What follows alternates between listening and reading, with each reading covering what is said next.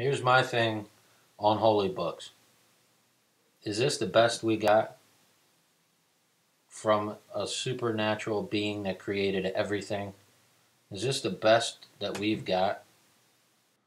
The Quran and the Bible? Is that all an all powerful God could give us as proof of his existence? That's it? A dusty ass old book. I mean, really. You created the entire never ending universe, and all we get is a dusty ass old book. I mean, I'm speechless. I'm really speechless. I'm disappointed in you, quite frankly, God. Because if I was God, I would have a book that no one could mistake as the Word of God. No one could even question if my book was real. Because if I was God, my book would glow. I would make mine of pure gold. It could never be destroyed. It could never be burned or broken or damaged in any way. As a matter of fact, my book wouldn't even need to be written. You could just imagine it and you would see the stories happening in front of you as if you were watching a plasma TV. I would make my book so cool that when you opened it up, it would go, oh, and there would be no question that this is the Word of God. But no. No. That's not how God chose to get his word out. With the Christians, he decided to have over 40 different authors and have it compiled 300 years later by a bunch of people that had no idea what happened or if it's true or not. And then they decided what parts of the Word of God get to go in and which don't. Now, if I was God, I would take that as a little bit of an insult.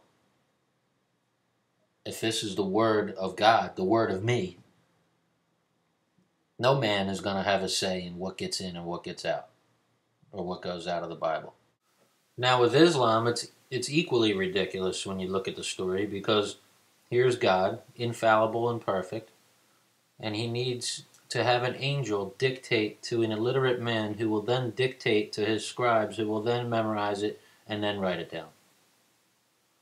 All right, that sounds efficient. I mean, come on.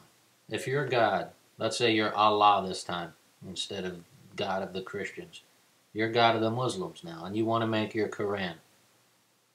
Okay, so I decided to appear over the course of 22 years via Gabriel to an illiterate man who would then memorize it and then have his scribes memorize it, and then finally they would write it down. All right, that makes a lot of sense. Wouldn't it make more sense to just go, pow, here's my book, and have like lightning bolts coming off of it so like nobody could ever question that this is the holy book?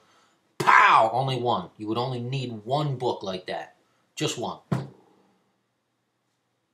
I mean, bang, you just made everything else out of nothing. Everything we see is God's creation. But he can't manage to make a book himself. He's got to get other people to do it. Come on, man. Holy book? I don't think so. Sorry.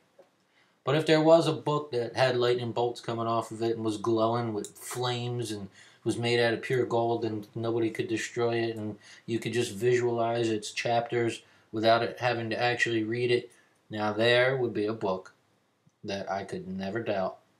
I could never question because the proof is in the pudding, right? So, but fortunately, and I do say fortunately, such a book does not exist. Because I wouldn't want to be indebted for all my life to worshiping some crazy being who just created us all for his own amusement. So that's my spin on the holy books. Holy schmoly.